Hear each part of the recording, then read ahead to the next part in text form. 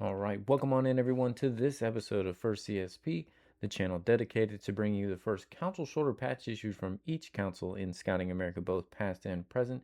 Today we're going to take a look at Lewis Clark 108 out of Idaho.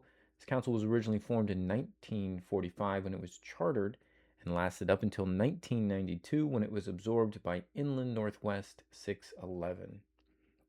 Now, in the older collecting guides, the first issue T1 was subdivided into two variants, the T1A and T1B. In more recent collecting guides, that has just been consolidated to all being classified as T1.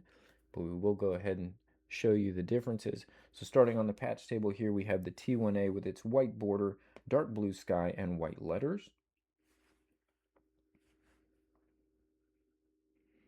This is a gauze cloth back on the T1A.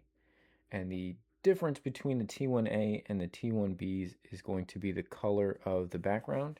So they list the T1A as being dark blue for the sky, and the T1Bs are going to just be blue for the sky. Here's an example of a T1B, and you can kind of see the difference. We get a much darker sky on the T1A and a lighter sky on the T1B.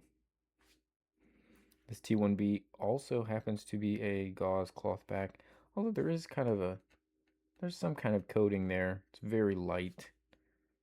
Let's see, yeah. And I guess even on this one, there is technically kind of a little coating. I wouldn't call it a plastic back, but there is some kind of coating over the gauze. Both of these look fairly similar as far as their manufacturer style. We do have an additional T1B. So same lighter sky, but this one has almost that like felt back on it. So this one also T1B. You can see this one also has clear lock stitching along the border, and I'm pretty sure these both had white. Oh no, that's clear. Are these both clear? No. So the T1A has white lock stitching.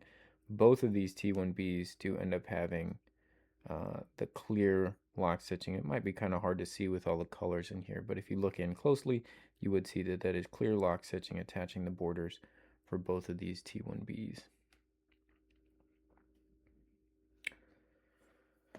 Now, the difference and distinction as they went from the T1s to the T2 is the T2 is going to add the fleur-de-lis.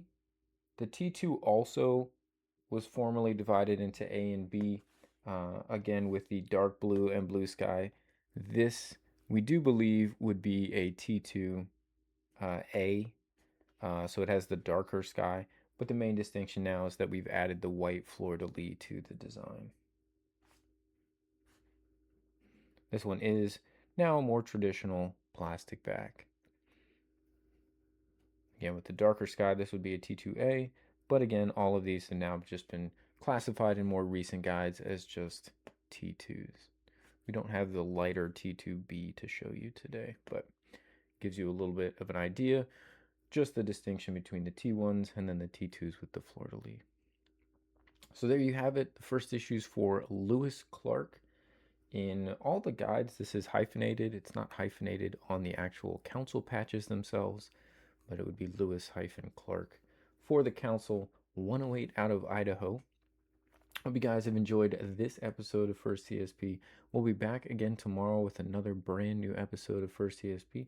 We hope to see you back for that. If you are enjoying the content, feel free to like, subscribe, share with others. We appreciate everyone that's been doing that as we continue to share the first issues from every council across Scouting America.